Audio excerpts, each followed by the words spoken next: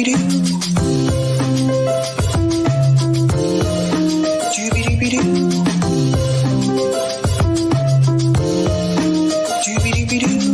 your host, Sabrina Salvati.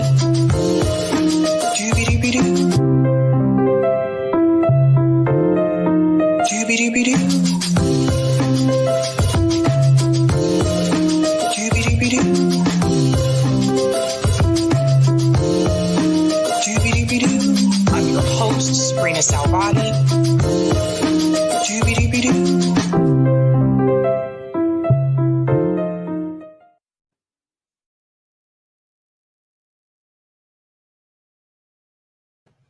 Hello, guys. Welcome. I see a lot of comments in the chat. I'll get started there. Shout out to everyone watching on YouTube and Rockfin and Twitter as well. Welcome. Quick shout out to Aspen Fallen. Oh, you're covering my future ex-husband, Buzzsaw himself. Oh, Aspen Fallen. Oh, what's going on overnight? All MSM is kind of like a soap opera for old people. I don't know about that. Greetings, Lawrence. Always great to see you. I know it was you, Fredo. You broke my heart. It's a Godfather reference for those who don't know. If you have not seen The Godfather, you do need to watch that movie. You can probably skip the third one. That one's not that great. I'm just going to be honest with you. The third Godfather is probably the worst one. I think the first is the best. That's just me, though. What's going on, Kim? She's giving a shout out to Lawrence. Greetings, Holly Horn. Giving a shout out to Kim. Great to see you as well. All right, what is going on? Cecily says, chill W cat. Chill W cat. Greetings. Shout out to Anna G says, Joe Rogan in the news a lot. He has been in the news a lot lately. I've noticed that as well. Going back into 2020, well, maybe not 2020, 2021, all year, and now going into 2022. Greetings, CBC voter says, hello, everyone. And shout out to Panquake as well. Pear says, yes, agreed. At Aspen Fallen, bring on the buzz saw. All right. Aaron has a lot of fans here. Greetings, Gamer for Life. Hello. Always great to see you. It's a lot of comments in the chat. Shout out to Oz for the super sticker. Thank you so much. I really appreciate that. Oz, you got to put me in touch with Chandra. I want to talk to her about the women's summit. Greetings, Pat. Brannigan says, hi, all. Shout out to Laura Hanson. Always a pleasure to see you. Do be doing with Sabby. Have a great show. What's going on? Eric T. Red. Greetings, all lefty friends. Greetings to you as well. Lots of comments in the chat. What's going on? Valerie Purcell says, hello, friends. Hello, Valerie. What's going on to the Red Precarian? Doobie. Greetings. Shout out to Delthea Simmons says, between the sky and the earth, and ain't touching dirt nowhere. Hello, everybody. All right. Greetings, Chicago. Congrats on telling them to take this job and shove it, Sabby. Oh, yeah. I'm going to talk to you guys about that tonight. I see you were on Twitter, Chicago. Welcome. Shout out to Pitchforks Are Coming says hello. Hello to you too. Atrice, it's always great to see you says, ¿Qué pasa? What is up? Greetings, Yep X says, shout out to the Nick and CJ show. Yes, guys, if you're not catching that, make sure on Mondays, I think they start at 8 o'clock. Make sure you check out Nick and CJ on Revolutionary Blackout Network. Their show is really good. I like it. I might be biased, you know. What is going on? Janice Anderson, finally get to watch you live this year. Thanks so much and welcome. Greetings, Sean Harris says, hello, Sabby. Hello to you too. What is going on? And I want to give a shout out also to Terry Conley says, hello, everyone. Lots of comments in the chat. Steve Woodbrand, what's going on? Says, hi, Sabby. Hi, Steve. Hello. And yes, Mohammed Nassar says, Nick and CJ are great. Yes, they are. They crack me up. They're hilarious. They're spot on. And also shout out to Notori Lee. Welcome to Sabby Sabs Podcast. I'm your host, Sabrina Salvati. If you are new, I want to let you know Sabby Sabs Podcast is a part of Revolutionary Blackout Network. You can catch me there on Thursday for the Roundtable, and you can catch me there Fridays for the Sabby Show. You can catch me here Monday, Tuesday, Wednesday, and Friday. Guys, I did something huge. Actually, I didn't do this. Eric did this. He's my producer. He's in the background. So I've been listening to what you've been saying about me starting to clip vids from my live stream. Eric has been clipping those, and it seems like you guys like that a lot. I do realize not everyone has time to sit down for an hour or hour and a half live stream. So thanks to Eric. Shout out to him for clipping those for me, because to be honest with you, I don't really have time to do it. Just being honest. So yeah, you'll see that I have like clips from the live stream that will upload probably after 2 o'clock Eastern Standard Time, 2 p.m. And then you'll see me live later on that evening. So yeah, so I have listened to you about that. And I do want to give a quick shout out to everyone who's a patron. I really appreciate your support, you guys. It really means a lot to me. So I want to go ahead and share that. Thanks so much, guys. If you want to become a Sabby Sabs patron, you can become a member, a Sabby, a Sabster, or the Ultimate. Thank you so much. And you can also see all of their names scrolling across at the bottom of the screen. So, what are we talking about tonight, you guys? Let me go ahead and grab my thumbnail here. We have some interesting stories tonight. Now, I'm going to share my screen. Couple of things are going on. So here we go. Tonight, we're going to talk about Aaron Mate joins Katie Halper. What's that all about? That was a surprise to me. You guys know Aaron Mate was here about 2 weeks ago. Someone was messaging me on Twitter, is like, how come you didn't tell us? I didn't know. This is a surprise. So I'll talk about that tonight. Andrew Cuomo walks. What is going on with Andrew Cuomo? What did he do this time? And what is he walking away from? So I'm going to talk about that tonight. And we're going to talk about Joe Rogan and Marjorie Taylor Greene versus Twitter. What has happened? What do those two have in common right now? We're going to talk about that as well. And yes, I agree. Joe Rogan has had a lot going on, seems like in the past 12 months. And it's just been happening. It's just been happening.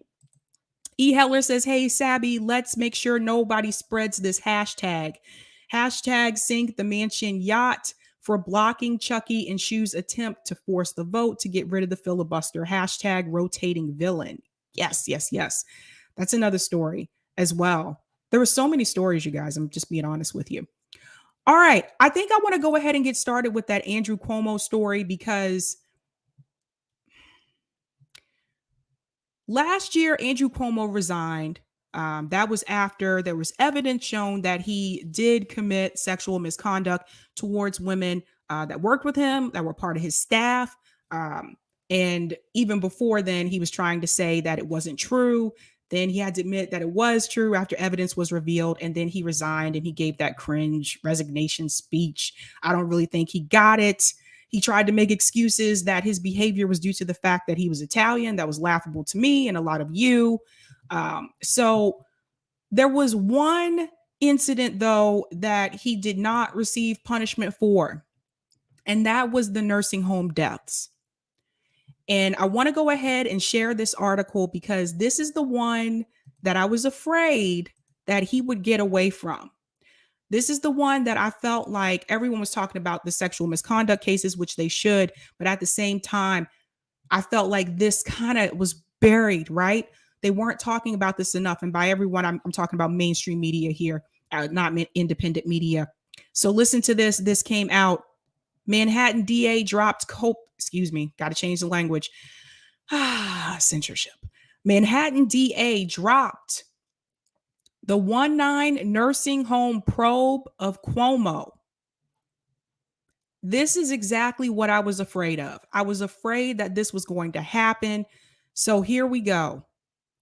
The Manhattan District Attorney Office has dropped a probe into Andrew Cuomo over allegations he mishandled nursing home during the initial outbreak. The ex-governor's lawyer said Monday. Cuomo's spokesperson forwarded a statement from Elkin Abramowitz, an attorney who had repped the governor's office under Cuomo. I was contacted today by the head of the elder care unit from Manhattan District Attorney's office, who informed me they have closed its investigation involving the executive chamber and nursing homes. I was told that after a thorough investigation, as we have said all along, there was no evidence to suggest that any laws were broken. The Post reported last August that the state health department had retained an outside law firm to deal with inquiries regarding nursing home decisions from the Manhattan DA's office, as well as the state attorney general, Letitia James, and the U.S. attorney for the Eastern District. The Manhattan prosecutor office, now headed by new DA Alvin Bragg, declined comment. Of course he did. I mean, why would he want to comment at this point? They kill me with this. So here we go. Hold on. I think I skipped down a little too far. Okay. The probe was initiated by ex-DA Cyrus Vance Jr., whose term ended New Year's Eve, and it was under Vance that the investigation was quashed last Thursday, a source told the Post. So let me get this straight, ladies and gentlemen. DA Cyrus Vance, his term ended on New Year's Eve. And he was the one who ended the investigation. So does anyone else find it a bit odd or a bit strange that he ended the investigation and then he quit? How does this happen? How do people get away with this? I don't know. Maybe it's just me. Maybe I'm reading too much into this, but I don't think that I am. Cuomo faced fierce criticism for a March 25th, 2020 directive by his health department that ordered nursing homes to admit infected patients being discharged from hospitals. Despite the facility's vulnerable populations, independent reports claimed the policy caused more deaths. So let me explain what was going on here. Obviously, during this time, March 2020, let's try to go back there and remember what was going on at that time. This was around the time when we were kind of at the height of this pandemic. I don't know about you guys. That's when they sent us to go work from home. We couldn't go back on campus, right? So this is during the part, especially in New York. New York's numbers were through the roof at that time. So essentially, you had nursing home patients who were sent to the ER. And that's pretty much where a lot of people were going at during that time, right? This was before we had like the jab and all of that. So they were discharging patients that really were not ready to be discharged. So you discharge those patients from the nursing home and then you send them back to the nursing home. Now, you just took them from a location where they had the medical equipment to help them at the time. They were still trying to figure this all out. Just keep that in mind. But they had the medical equipment to help them. You took them back to the nursing homes. Now they're in a closed-in space. I know I worked in a nursing home before, so I know what it's like. They're in a closed-in space. A lot of times in these nursing homes, they are sharing rooms. To get a private room is very expensive. So the one that I worked at, if you had a room that you shared, it was like $3,000 a month to share a room. If you wanted a private room, that was like $6,000 a month. It is very expensive. So imagine going back into that space where there are more people in the nursing home. Don't forget the CNAs. Don't forget the nurses. Don't forget the people that work at the front desk. You have all of them too. And so now they're going to infect more people. Long story short, a lot of people died because they were discharged before they were ready to be discharged. Now, I don't know if you remember back then, but there was an issue at the New York hospitals where they were running out of hospital beds, right? Like I said, during that point, New York City had the highest numbers. Like it was through the roof, right? But the fact that they were sent home before they should have been sent home, those people could have survived. And this is the part that I feel that they're leaving out. They were not ready to be discharged. And then Cuomo lied about the numbers. Let's all go back and try to remember. Oh yeah, we handled this situation.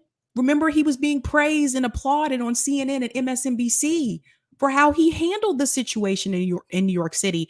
And then it came back that he wasn't being truthful about those numbers. He was saying, oh yes, we got the deaths down to this number, and that wasn't true. So it's almost like this was hidden. And had it not been revealed, how many of us would know about this right now? We would have just believed what he said, which was told to us by CNN, which was told to us by MSNBC. This is why it's important that you listen to independent media. Now, he got caught and the information got out, but that isn't always the case. So I want to go back to the article. So Cuomo has faced fierce criticism for a March 25th, 2020 directive by his public health department that ordered nursing homes to admit infected patients being discharged from hospitals. Despite the facility's vulnerable populations, and again, I worked in a nursing home before, you're dealing with people who are, they're older, a lot of them 60 years old plus, right? And that is the most vulnerable group, whether it's the flu or whether it's the 1-9. Independent reports claim the policy caused more deaths, and word that Bragg has dropped the case against Cuomo infuriated family members who lost their loved ones while in long-term care facilities. And here's a picture here that you can see of people protesting outside. She should be alive right now. Her death is on your hands. Here's a sign that says, I died alone. And they have pictures as well of some of the patients that were there. Letting Cuomo off the hook is a bad way to start 2022. Now, this is coming from Vivian Zayas, who's the co-founder of Voices for Seniors. Apparently, her mother also died while she was in the nursing rehab facility. 15,000 people lost their lives in nursing homes. It doesn't look like prosecutors are taking this seriously. They're basically protecting Cuomo. We are disappointed in the judicial system. And Assemblyman Ron Kim said Cuomo isn't out of the woods yet. Kim, chairman of the Assembly Aging Committee, said he considered the ongoing probes by federal prosecutors and Attorney General James more serious threats to Cuomo than the Manhattan DA's inquiry. Cuomo used his executive power. Oh, imagine that. Someone using their executive power. Imagine that, ladies and gentlemen. To suppress nursing home deaths while chasing a $5.1 million book deal. Sooner or later, the truth will come out, and that's coming from Kim. So again, like I said, he lied about the numbers. The Fed's probe is still examining the Cuomo's administration's actions relating to the nursing homes and other long-term care facilities after thousands of their residents died. The FBI also interviewed state officials about Cuomo's $5.1 million profit-making pandemic book. Well, what do you know? American Crisis Leadership Lessons from the 1-9 pandemic. This guy wrote a book off of this. 5.1 million profit. Negotiated and published while he was accused of covering up the total nursing home death toll from the pandemic. So let me come out here for just a second. So basically, to make a long story short, he profited off of their death. He profited off of this. $5.1 million. Those families don't get their loved ones back. They don't get them back. Janice said he also signed legislation protecting those nursing homes from lawsuits from families who lost loved ones due to negligence. And and eliminated over 50,000 of hospital beds at the height of the pandemic. I do remember that. That is true. So we have a problem here. We have a problem, the fact that all these people died. He lied about the numbers and he still got rich off of it. Not saying he was poor to begin with. He was already wealthy, but he increased his wealth off of this. They made it seem like he was some savior, that he was the image that we should be looking towards. I saw Cuomo videos all over TikTok during that time. Everyone saying like, oh, he should run for president. Do you guys remember that? Do you guys remember people saying that he should run for president? Could you imagine? So They propped him up. They made him seem like he was this hero of New York City during this pandemic. And he lied and still made a profit off of it. He wrote a book about it. This is why I continue to tell people that we need to talk about the class issue. You have all these people in these nursing homes. And like I just told you how much some of these rooms cost. All these people in these nursing homes, their family members lost their loved ones. And someone who was already wealthy just became more rich off of it. And now they don't want to find him at fault. See what happens when you have power and you have money and you're at the top like that? See how easily you could just walk away from something like this? So yes, they did get him in reference to the sexual misconduct cases. They got him with that. But to be honest with you, they almost barely got him with that. Luckily, those women had a lot of evidence against him. If they did not have evidence against him, he would have gotten away with that too. It's disturbing. It's really disturbing. Swanky T has said, Cuomo getting away with these murders is just beyond me. Senior citizens are the most forgotten pop-up in the United States. The most forgotten population in the United States. And this criminal still made money off of people's death and suffering. Exactly, 100%. People don't care about them. They're just like discarded. You never know. You could be there one day. And it's ridiculous to me that he doesn't even have to pay the price for it. She's Black said, this is why Malcolm X called capitalists like Chris blood suckers. 100%. 100%. What else did he hide? What else did he lie about? I mean, let's be real here. This is absolutely, it's disgusting. This man looked right into the camera and told us that this was false. How you mess up twice in 1 year? Like literally, this guy got away with sexual misconduct. He got away with sexual harassment for years.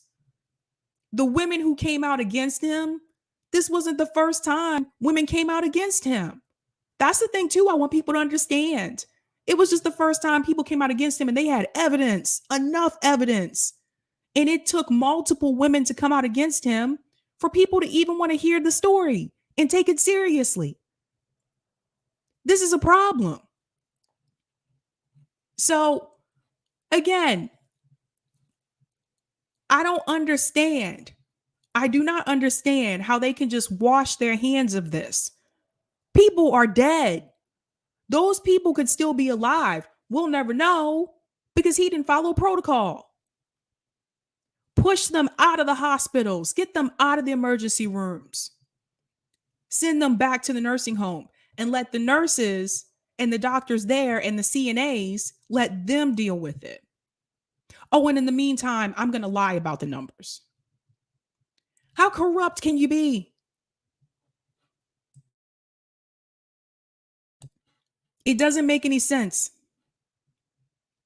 Delthea Simmons said, I did enjoy Cuomo making Trump look even more like a chump, but I never lost sight of the nursing homes and his general governance of state. I never wanted him for president. That would be evil. Well said. Well said. Could you imagine? And so it's embarrassing. It really is. And this is a guy who was governor of New York. And not only was he corrupt in reference to you're taking money from corporations, right? So you have the corruption on that level. But then he's also sexually mistreating women, some of which whom worked with him. So that's 2. And then 3, you pushed people out of these hospitals and sent them back to the nursing homes where you knew they were better off in the hospital. A lot of times in these nursing homes, they have medical equipment, but not enough if it's a serious situation. So they'll send them to the ER. You brought them back? You think he cares? No care in the world. Doesn't even care about all those people who died. That's why he was able to come on television and lie to you about the numbers. And this was the governor.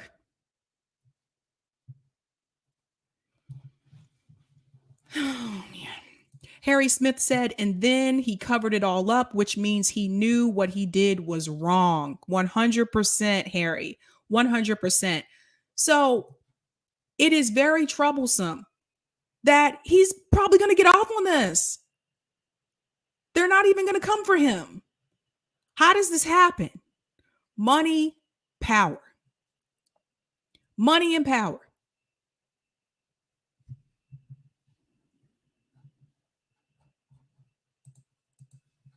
Hi so much, Robin. Hello, all. Happy New Year. Everyone give Robin a huge shout out. She does phenomenal work for us over at RBN. She is awesome. So for me, it just, now do you guys see when I say this is why people, I tell you, a lot of people don't vote. This is why. Because a lot of these politicians, they talk a good game when they're running for a campaign. They're trying to get elected. They say exactly what you want to hear. And then they get in office and they're just corrupt. Just as corrupt as the one who came before them. I don't know. But that is the news about that, ladies and gentlemen. It is unfortunate. I'm very, very much disappointed. And this is the one I told you that we cannot forget about the nursing home deaths. We cannot do it. So, sorry, I have a pop-up here. So, for me, I feel like they're like, okay, we got him on the sexual misconduct cases. We got him for that. We charged him for that and he resigned. So that should be enough to just hush people up. That's how I feel. Thanks so much for the tip on Rockfin, Roger Meadows. Make no mistake, Sabs, you must understand Cuomo ran this state with an iron grip. Even with being out of power, it still goes on today. He got New York State legislatures and staff shook. You know how many of them I spoke with who are afraid to move against him? Only a few rebels who were elected in 2016 and 2018 acted like left. Acted like left Tea Party. Thanks so much for the tip. Wait, is that correct? Roger Meadows. Where'd it go? Is that correct? Roger Meadows, did you tip $100? Holy shit. That's $1, right? Correct? Either way, thanks so much. Thanks very much for the tip on Rockfin. But this is a problem. This is a problem. So Roger Meadows just told you guys, Roger Meadows lives in New York, by the way. He just told you guys that, Oh, $2. Okay, thanks so much. Thanks so much. No, it was 100. Okay, sorry. I'm listening. I'm talking to Eric, you guys. If you see me look down, I know some of you are like, who is she talking to? I'm talking to Eric. He's in the background. Holy shit. Thanks so much, Roger. But you guys see what Eric is telling you. Even though he's not in power anymore, he's not governor anymore, people are still afraid to come out against him. That's terrible. It's absolutely terrible. That's true, Andrew. Roger Meadows is an awesome guy. 100%, man. Some people want Roger Meadows to run. I noticed that in one of the streams. They were like, Roger Meadows for president. I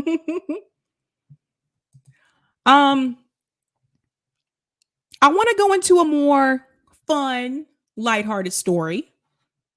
Something to give you to smile about. Oh, here's another tip from Roger Meadows for Rockfin. Thanks so much. But yes, I remember Ubering in New York City, seeing the refrigerated trucks lined up at the hospital as I was dropping off security at the hospitals in the Bronx, but especially East Elmhurst Hospital, who had it the worst. I think for the first time, I felt death creeping in on me. My car broke down that 2 weeks into April 2020. So I think that was God saying, if I don't take you off the road, you'll keep working. Well said. Thanks so much, Roger. I'm going to go into a fun, lighthearted story. Because I like to make you guys smile too and not just talk about the negative. So Aaron Mate had an announcement on Twitter, and This was interesting to me too, because so Aaron Mate was here about 2 weeks ago. I did an interview with him and I saw this on Twitter and I was like, wait, is this for real? So I'm going to share this with you. Share my screen here. So I saw this tweet and Aaron Mate said, I'll be filling in on Useful Idiots for Matt while he's on book leave. Big shoes to fill, and not just because he's taller than me. See you Monday with @Katie Helps. And I was like, is this for real? And then he quote tweeted here, Matt Taibbi. I hope I pronounced his name correctly. I think you guys, I mispronounce people's names left and right. So I apologize if I did not pronounce his last name correctly, but Matt Taibbi, I think is how it's pronounced. So Matt said, I am indeed stepping away from Useful Idiots pod for a while, with the excellent and far less senile Aaron Mate taking my place while I work on a book about thievery during the pandemic period. That should be interesting. Thank you so much to Katie Halps, who will surely make a great show with Aaron. Wow. So I was like, wait, what? So Aaron was on Useful Idiots yesterday morning, and I have a clip I want to share with you. Because I still was just kind of like, is this for real? You guys know I'm kind of weird like that. I have to see things first. All right. So yeah. So this was a different look. You're not used to seeing Katie and Aaron. You're used to seeing Katie and Matt. So this was different. It was a different look, different feel. So I want to play a little bit of this so you guys can see Aaron on Useful Idiots. Hello and welcome to Useful Idiots. And it is our special edition of Monday morning where we go over the Sunday morning news shows that we watch so that you don't have to. I'm Katie Halper and I'm joined by Aaron Mate. Hey. Yes. No, that is not just Matt Taibbi with a different haircut. It is Aaron Mate. We're so excited to be joined by Aaron Mate. Listeners and viewers of the show know that Matt Taibbi is indeed taking a sabbatical to finish up a book. As Gregory Schmidt writes, he's on sabbatical writing a book with Assad about Margaret Thatcher. Well, that's partly true. He definitely is writing a book. It's actually about Assad with Margaret Thatcher. So he got it wrong. It was Margaret Thatcher's ghost. It's a seance book writing project. But no, people probably do know this, that Taibbi is indeed taking some time off. He's still going to do some pop-up appearances. And we are so excited to have not that Taibbi's replaceable, but honestly, who better to become the new temporary co-host of Useful Idiots than major friend of the show, Useful Idiot himself, host of The Pushback, contributing writer to The Nation, someone who's been called Buzzsaw Mate. I'm not sure why, but it's in a good way, not in a violent way. Welcome to the show, Izzy Award-winning journalist, Aaron Mate. Katie, great to be here. Now, so it's in my contract that I have to thank Bashar al-Assad and Vladimir Putin for getting me the gig. Do I do it? Do I thank them both at the same time, or do I alternate between each episode?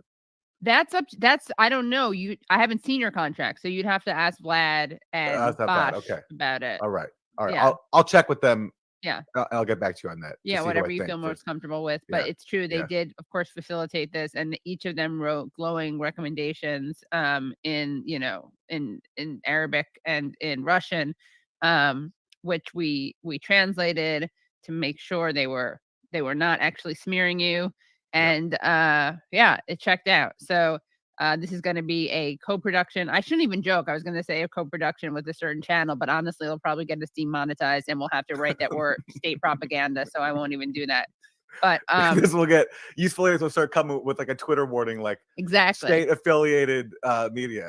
Yeah, exactly. It's going to be not just a Twitter warning, but like right under YouTube as is something that happens. Yes. Yeah. Yes. So how was your weekend? How was my weekend? It was good. It was good. I've been, you know what I've been doing, honestly, over the holiday? I've been getting really deep into the George Michael catalog.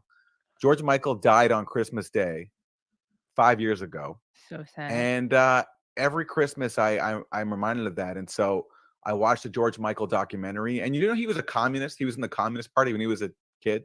I did not know that. I knew he was a Yeah. real mensch, and like He's a real mensch. like he like met a waitress who had like student debt and like wrote it Yes. off, and would go to like hospitals and visit the children's wards, but like not let the media cover it. I did not Yep. know he was in the Communist Party. That's fascinating. Wow. So So that when was he my talked weekend. about you got to have faith, it wasn't in God, it was in the people coming It together, was perhaps, exactly right. and Exactly owning right. the means of production. So Exactly there's a right. documentary about him?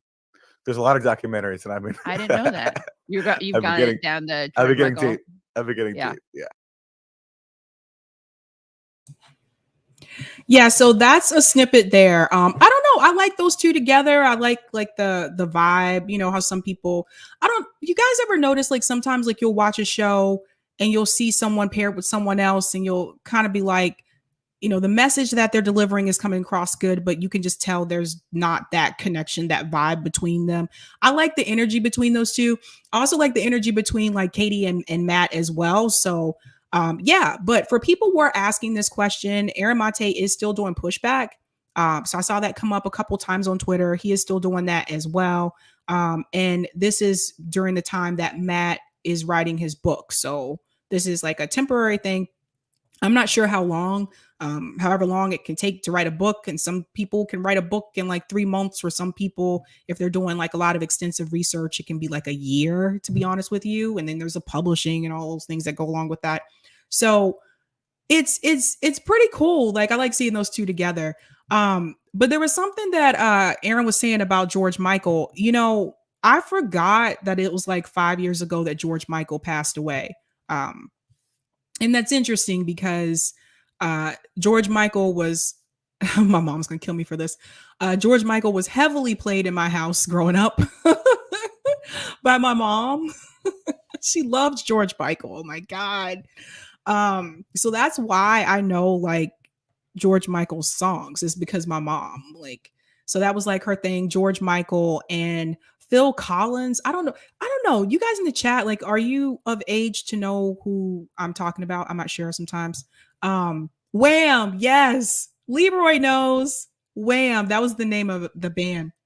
So George Michael, he was in this band. I don't know if you want to call it band group, whatever, called Wham. And they had this song called Wake Me Up Before You Go Go. It's actually in the movie Zoolander. They make fun of it when they're at the gas station and guy lights a cigarette and he blows up because he lit a cigarette at the gas station.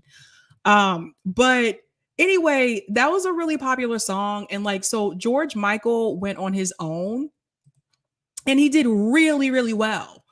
And he had this song called Faith. And it's kind of iconic video. He has on these jeans, they're ripped jeans and all this kind of stuff. And he has his guitar and you got to have faith. Limp Bizkit remade the song for some strange reason. And I don't even know if you guys know who Limp Bizkit is, but anyway, they were like a band. And anyhow, George Michael had really popular songs. And then something happened like in the 90s where he kind of started to like fade away, as some, I don't know, musicians from the 80s did. For whatever reason, that transition over to the 90s, for some of them, it just didn't pan out well. And George Michael was one of those people. So he kind of just started to fade away, like musically. But then he would come back into the media for other reasons. He was arrested one time for exposing himself, like things like that. But yeah, I do remember that when like George Michael died, and I was like, oh my God, George Michael is dead.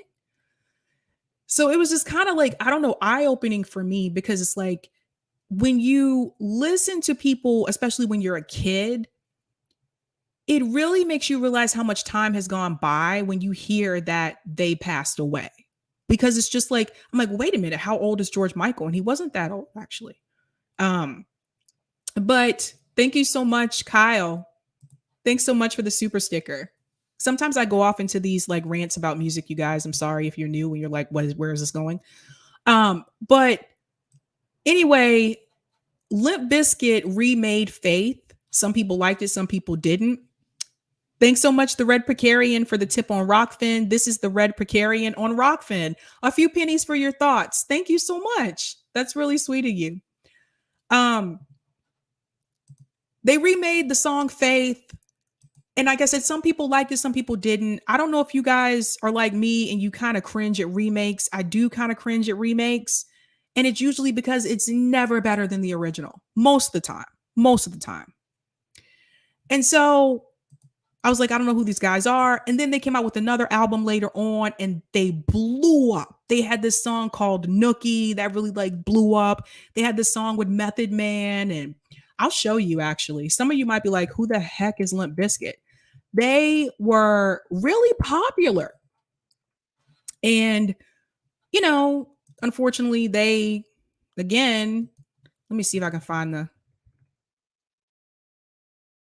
they kind of just, I don't know. Something happened like after 2000 and they just did not, I think, find their groove into like the 2000s, so to speak. But anyway, Limp Bizkit, this is them. I'll share my screen to show you. Because I know some of you are really young and you might be like, who? They did this like rock rap fusion, kind of like Korn.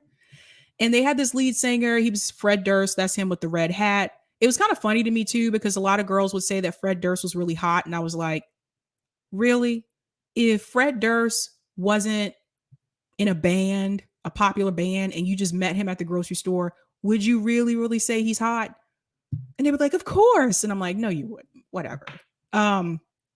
So anyway, this was Limp Bizkit. And they used to wear the red hats and everything. See, back then, like that whole rock rap fusion, that was pretty big, believe it or not, you guys. But yeah, so anyway, I had this thing against them when they first came out because they remade Faith, and I was like, why did you do that? Why did you mess up that song? You know? So I told you guys though, very few remakes I like. One that I like is by a group called the Fugees. I don't know if you guys know about them either. The Fugees remade Killing Me Softly, Roberta Flack's song, which is a beautiful song. But Lauryn Hill's voice, phenomenal on that song. If anyone was going to remake it, I think Lauryn Hill, the Fugees, Wyclef, and all of them, they were the ones to do so. The Fugees.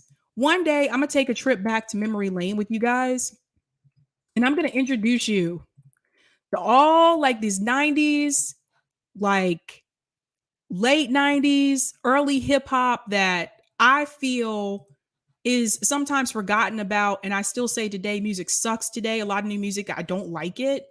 But this was the Fugees, you guys. And this was the album, the score. This one over here. That one had Killing Me Softly. It had Ready or Not.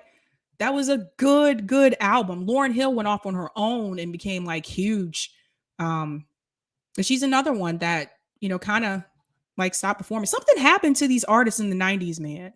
You know, again, it's something about crossing over the decade. I could do that, Leroy. I could do a Zoom party. I could. I can't even play the music for you on here because of the, you know, the copyright and stuff. Because sometimes I want to like do that. I want to just be like, to play a sample of something for you, but I can't. So you have to like imagine what these songs sound like, right? But Aspen Fallen said Killing Me Softly is still super popular in South Korea. Yeah, if you haven't heard her version of it, and I think my parents would disagree with this, right? Because they grew up during a time when Roberta Flack was the jam, right? So my parents would disagree and say that the original is the best one. You know, I mean, I understand where they're coming from. That's their generation. But yes, like I could do that. Whatever, man. Discord. Thank you so much for reminding me. I could do that. But I'm picky when it comes to remakes. I didn't like it when thanks so much, the Red Precarian, for the tip on Rockfin. You're making me feel old now, Sabs. I'm so sorry. I'm so sorry. I did not like when Puff Daddy, yes, he used to be Puff Daddy, not P. Diddy or Diddy. I don't know what his new name is now. I didn't like when Puff Daddy remade Led Zeppelin's Cashmere. I did not like that. No. I feel like there's some people you should not sample. There's some people you should not remake their songs. But that's just me. It is what it is. I got rules. Don't sample Led Zeppelin. Don't remake Prince. Please just stay away from Prince. Stay away from the purple one. Don't touch Michael Jackson. Don't do it. You guys can give me some other ones in the chat that you feel are no when it comes to remakes and when it comes to sampling music. Let me know.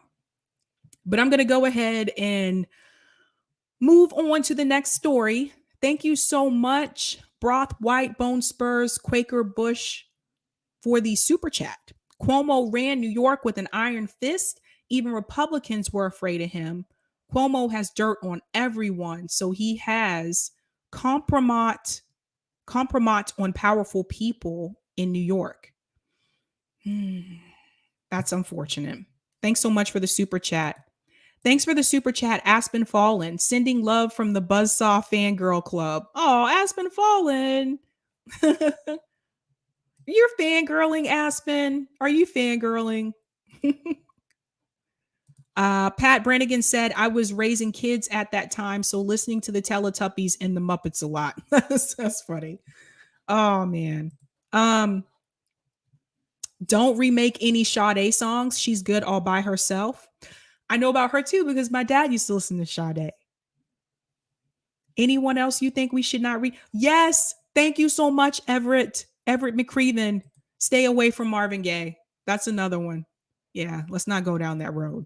I can't even say the Beatles. So many people have remade the Beatles. Like a lot of people. Like, you know that song Yesterday by the Beatles?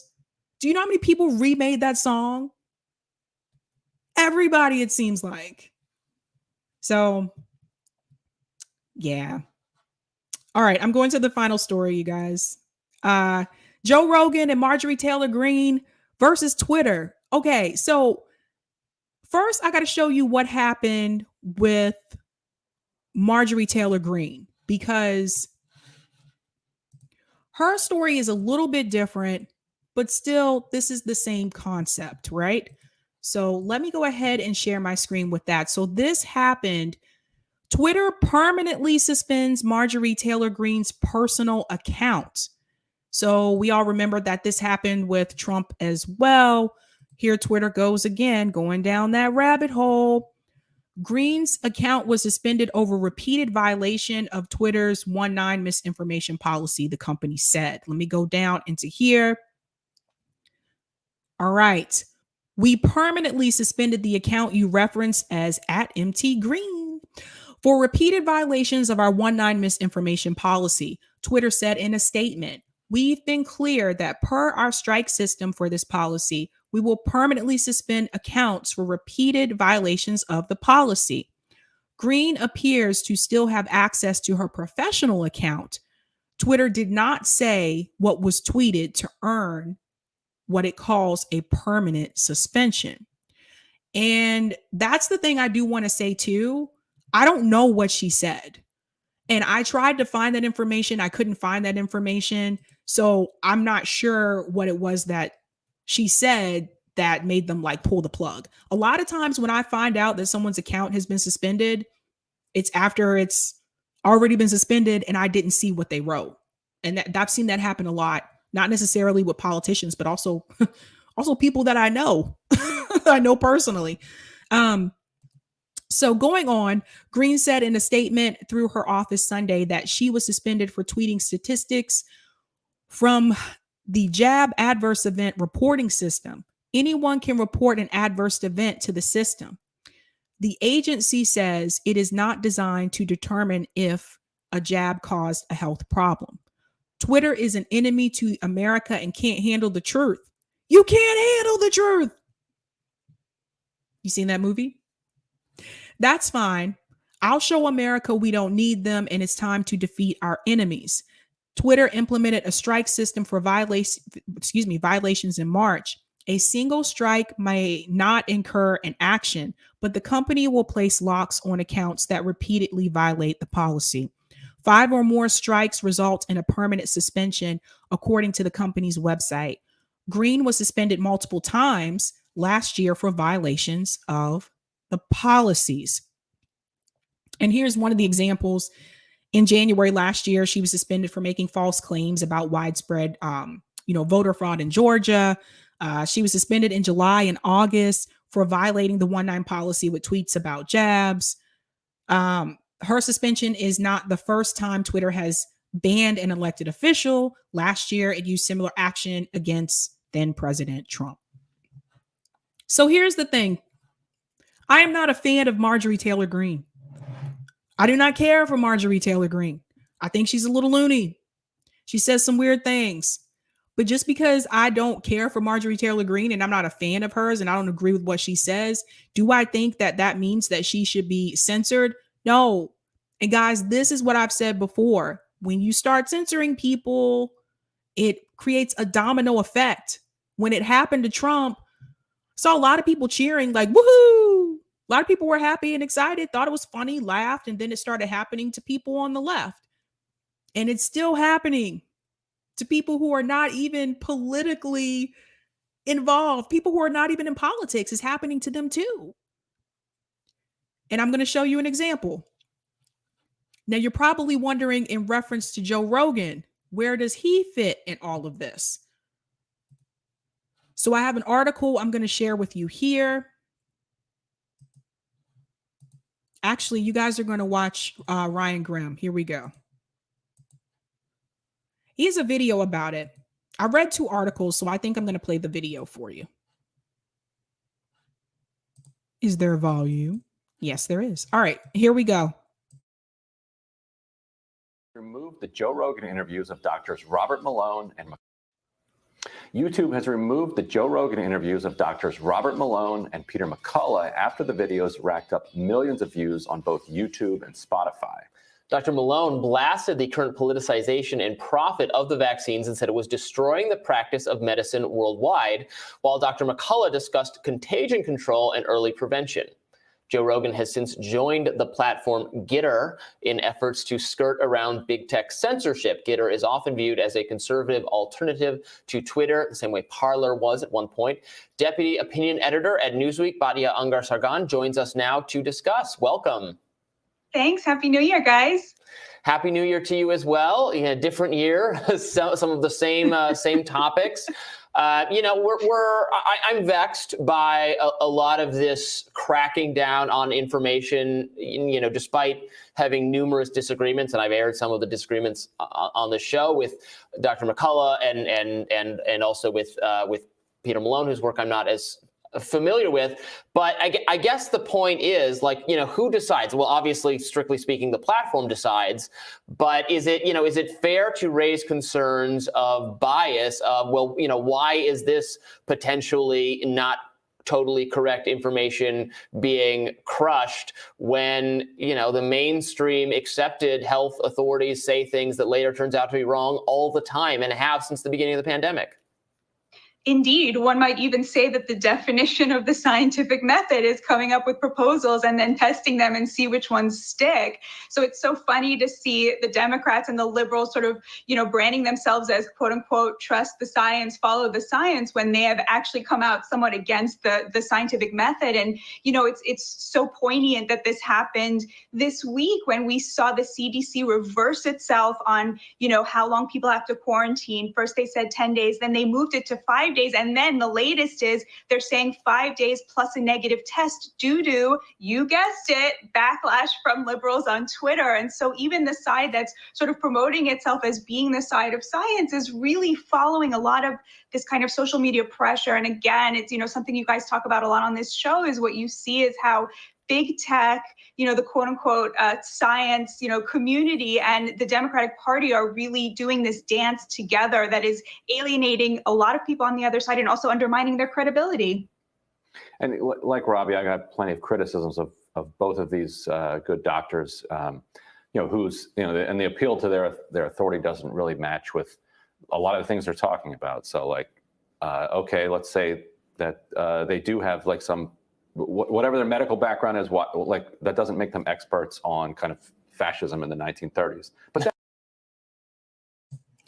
But you know what, you guys? Let me come out of here. I would also argue that it doesn't make Bill Gates an expert either. Like, why is it okay for Bill Gates to give his opinion? He's not a doctor. Does Bill Gates work in a hospital? Does he perform surgery, operating on anybody, giving anybody any type of checkup? No, but he's allowed to talk about it and he's allowed to give his opinion, but a doctor is not. Someone make that make sense to me. So to make a long story short, Dr. Malone was suspended from Twitter. This is all connected, I swear. Follow me, walk with me here. He was suspended on Twitter, just dunzo. I guess because of some of the statements that he had to say about the 1-9. And he announced that he was going on to Joe Rogan. And then boom, all of a sudden he was gone. His account was gone. He still went on Joe Rogan's show, still did the podcast. Joe Rogan, you know, he's on Spotify and he's also on YouTube. So apparently the episode he posted on YouTube was removed. Not by Joe Rogan, by YouTube. So it's still on Spotify. So if you haven't seen it, you can go check it out on Spotify. Might want to do that tonight when you get off the show because I don't know how long that's going to stay up. I'm just being real, just being honest with you. But essentially, they're trying to silence whatever Dr. Malone has to say. And this is a problem. This is why I was telling you guys, like, you may not like Marjorie Taylor Greene. You may not agree with what she has to say. But just because you don't like what she's saying and you don't agree with it, if you're okay with her being censored, that's a problem. Because that censorship leads to Dr. Malone being censored. It leads to Joe Rogan being censored. It leads to us being censored on the left. Why do you guys feel like I have to change certain words? I have to be careful what I say and how I say it and give these little extra code names.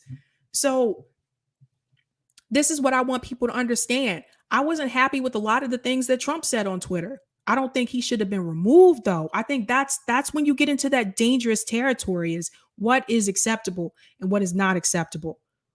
But at the same time, it's still okay for Bill Gates to talk about it. But what do I know? What do I know? I hope you feel better for the person who told me they had the bad hot dogs. I skipped past it somewhere. I hope you feel better. Oh dear. Leroy said she fundraising off her suspension. That's not going to hurt her. That's a good point, Leroy. That is a good point. Valerie said one of my Twitter was suspended permanently and I never knew why. So I've heard of that happening to people too, that they just woke up one morning and it was gone and they didn't even know what they did. I don't know. Lawrence Johnson said we all suffer anytime someone's speech is censored. Exactly, 100%. And that's the point I want to get across to people, is that even if you don't like that person, even if you don't like what they have to say, that's fine. You can tune them out. You don't have to listen to it. But when you start cheering on censorship, you never know when it's going to boomerang back and come and hit you in the face, right? Just being honest. Mr. X says, I actually miss Trump's means tweets. Oh, Mr. X. Oh, man. Oh, man. So that's what I want us to be careful with, that, you guys. Like being like, yay, this is awesome. No, it's not awesome, because I've seen it happen to people on the left that I know. I've seen it happen to like people who are my friends. And it's not cool when people put in all this hard work and energy into doing these shows, especially if you have guests come on. There's a lot of work that goes in behind that, like to doing these shows and having these discussions that I feel are needed just to have those videos removed. So that's why a lot of times you may see some of us do that just on Rockfin and not on YouTube. And it just is what it is, because for me, I'm going to have to start doing that too with certain subjects. I'm going to have to only put it on there, or only put it on Rumble, which I haven't started uploading videos on Rumble yet, but I should do that. That's another thing to put on my list. So again, it just leads it back to the need for more platforms. And so what you heard them reference in the video was this site called Getter. And I want to share my screen and show this to you as well. I also saw this on Twitter and people are already signing up for it. Now, this is supposed to be like a Twitter alternative. So this is Getter, Gettr, Getter. So I haven't created an account. but this is what you can see so far because you can explore it even if you don't create an account. And oh wow, that's an old post. I hope they have newer ones. Maybe it's because I haven't created an account.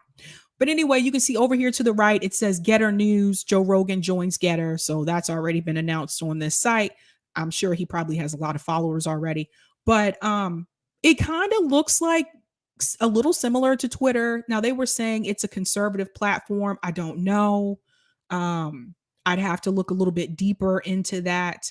It is kind of funny though. Like anytime there seems to be this alternative like platform, it's called a conservative platform or right-wing platform. And sometimes they are, but sometimes they're not. So it's just interesting how we seem to have that phrase just come out. Valerie said Susie Dawson warns against going there because of the info, because of the take. Yeah, I say check it out for yourself. I like for people to form their own opinion when it comes to these other platforms. So definitely like at least explore it. I can put the link in the chat down here. That way you guys can see it for yourself. Because here's the thing, guys, like, yeah, there were people who had negative criticism about Rockfin too. Like, I remember like when I first signed up for Rockfin, people had negative things to say about that. Anything that was outside of what we already use, right? Anything outside of Twitter, anything outside of YouTube.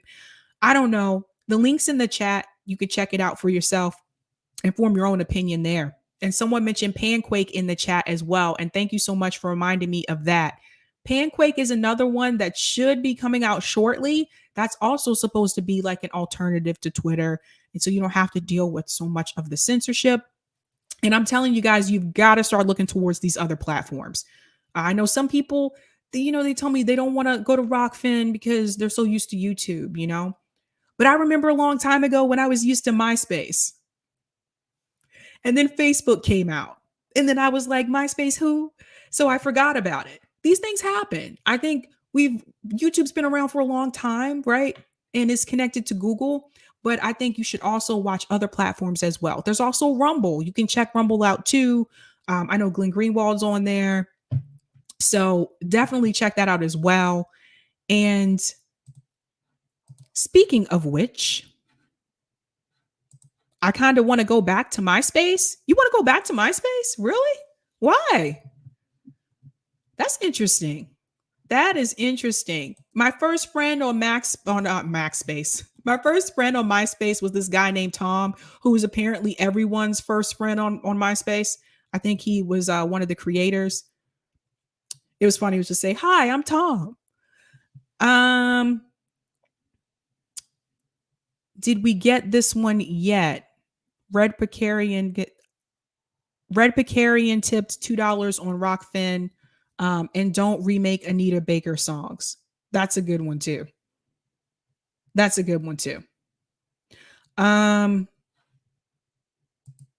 Okay. Did I miss something here? Pat Brannigan said, I didn't even know about Rogan's interview with Dr. Malone until I heard it was removed from YouTube. So I went to Spotify to listen to it because of that. Okay, so that's good news. So it's probably still up there. And I say this because there's no telling what's going to happen in the next couple hours. I'm just being honest with you guys. Aspen Fallen said, wait, how come nobody has mentioned how cool Sabby's sweater is yet? I don't know why people love this sweater. I think it's the second time I've worn it like on here. My camera is a little fuzzy. Okay. I think it's the second time I've worn it on here. Guys, this sweater was $10.99 from Old Navy Outlet. I'm not even kidding.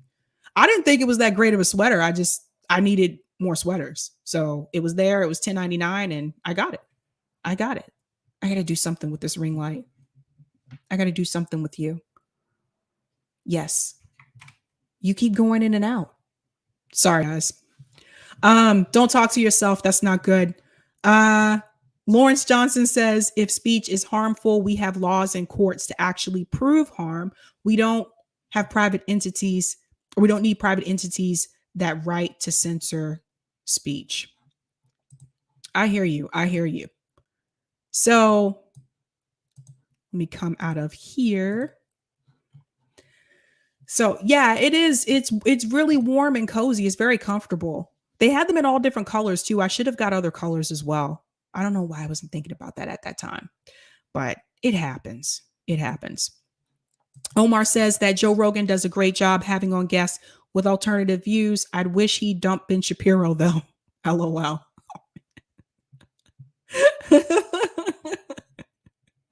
Oh boy.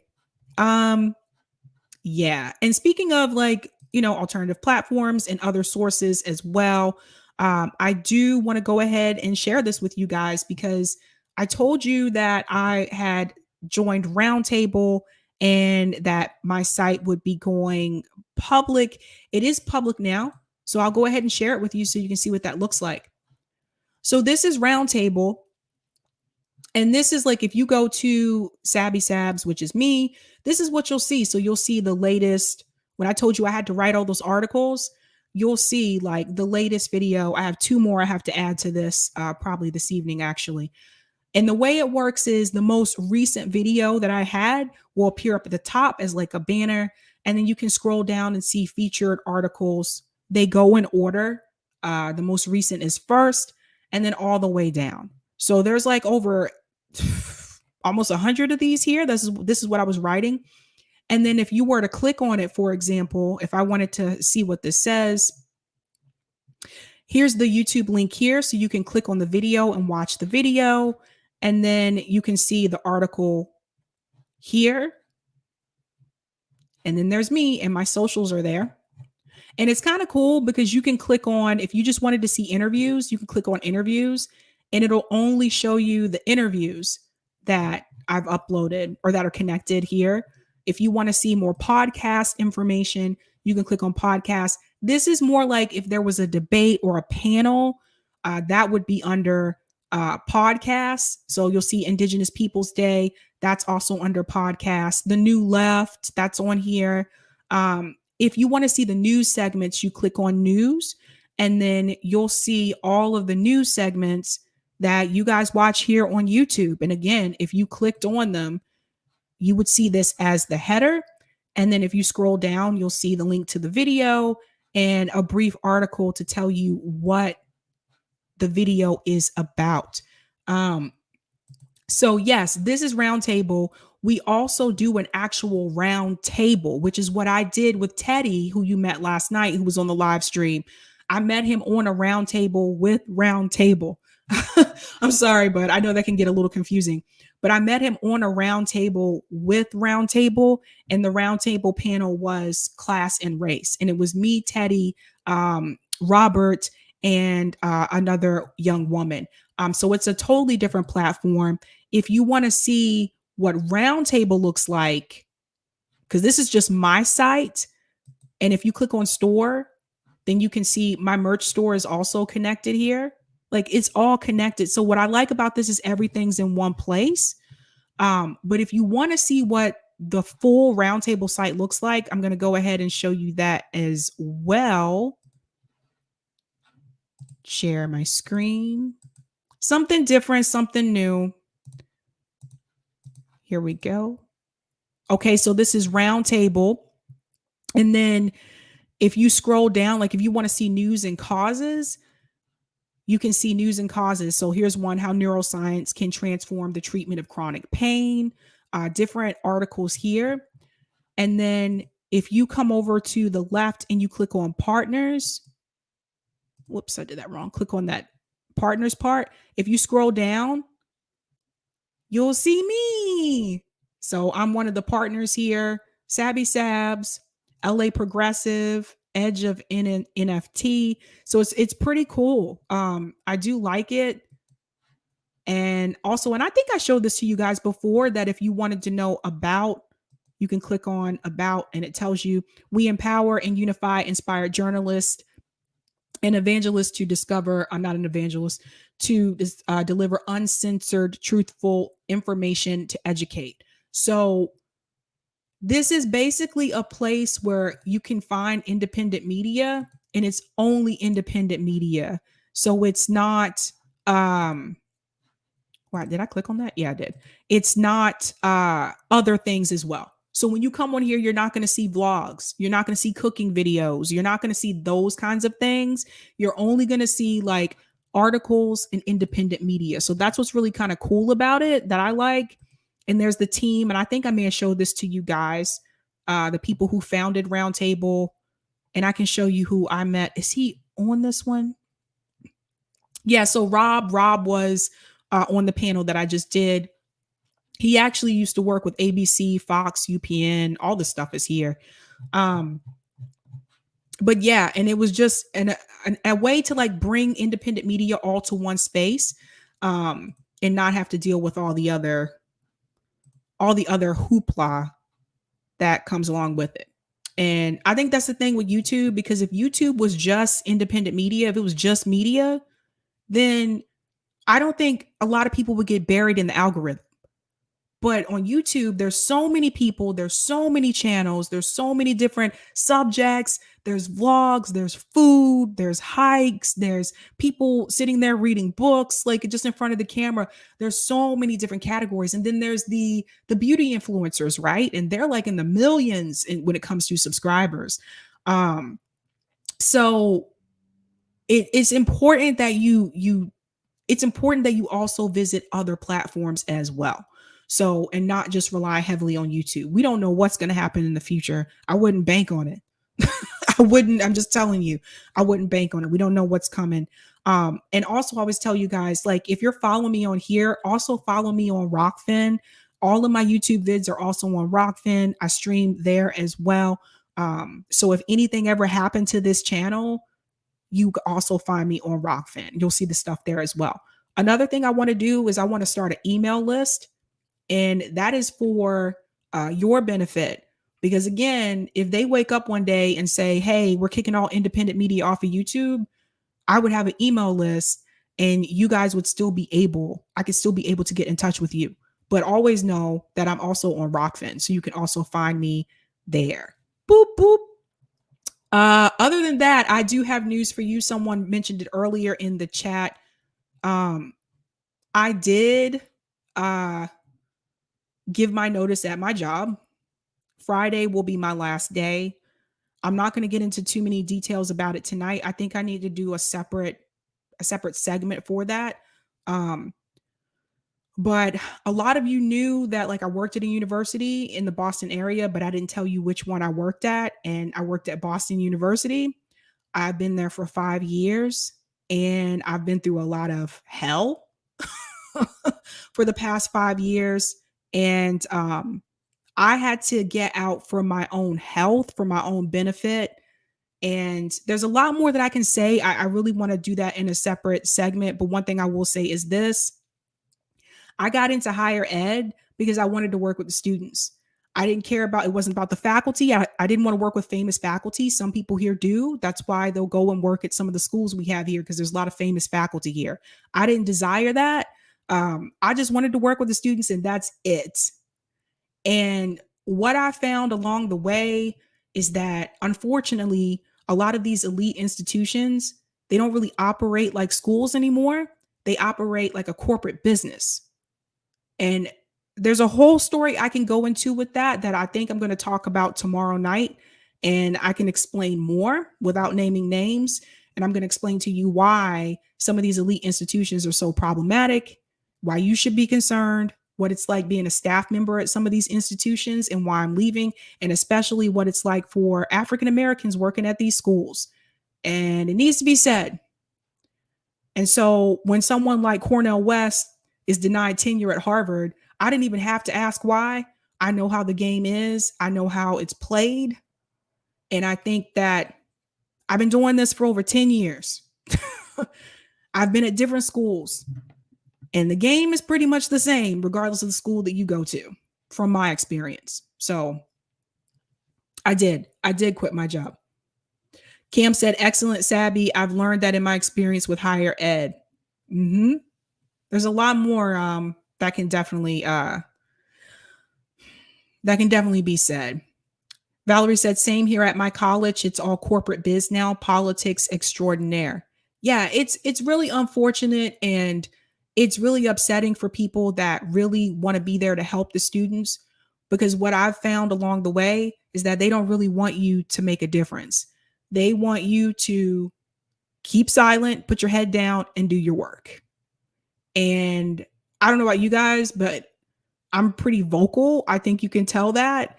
And people like me who are very vocal and just don't want to tolerate the BS, and I don't want to stand for types of like injustice that I see happen at these universities, especially in front of my face, and I'm vocal about it. When you're vocal about it, you then become a target. And it's a problem. It's a problem. So when I tell you these things that AOC is not who we thought she was, trust me, I know, because I work at Boston University. That's where she went to school. There were articles about her in BU Today. And when she was running through Justice Democrats, they didn't tell you that she had worked with Ted Kennedy. They didn't tell you that she had worked with a startup. They made it sound like she was just some bartender. Yeah, she went to BU, but she couldn't find a good paying job. So she was a bartender and she was living off of tips. That's actually not true. And those of us who are in the BU bubble, we know that. So, and she's not the only one. Ayanna Pressley also went to BU, but she didn't finish. And there's a story behind that too. And that's the university's fault. So I think that some of these institutions that say they want to increase diversity, I think they need to look at the structure of these institutions. They need to look at the people at the top, the very, very top. And I'm not talking about the directors, and I'm not talking about the assistant deans, the people at the very top who really call the shots. They need to look at the donors, the people who donate money to these universities, and they need to look at the overall organizational structure, because that is where the problem comes. And that is the reason why they cannot increase diversities at these institutions. When you have people who are there who give you that diversity and you treat them in such a way and they are treated so poorly, that is not going to help increase your diversity numbers. Because believe it or not, people actually talk to each other and message each other on social media, and will ask them what their experience is like working there before they even go to the interview. So, I don't know. But I'll talk more about it tomorrow. I have been so fired up about this. I have been basically, I would say, unhealthy for 5 years in this job because of the hostility, the turmoil, and honestly, just being treated like absolute garbage. And nobody has to put up with that. And you shouldn't have to put up with that either. And if it ever gets to the point where you feel like your job has become a chore, it's time to go. So, thank you so much, Indy. Whoop, whoop, whoop, whoop. But yeah, I'll talk more about that tomorrow. I'm making side eye with my ring light because I know it's starting to get dim and I didn't touch it. But other than that, so it's pretty much time for me to head out. Guys, if you haven't done so, don't forget to hit that like button. That really helps me with the algorithm. It is what it is. I'll talk more about that story tomorrow. So you know how we do this. Have a good night. Keep up the fight.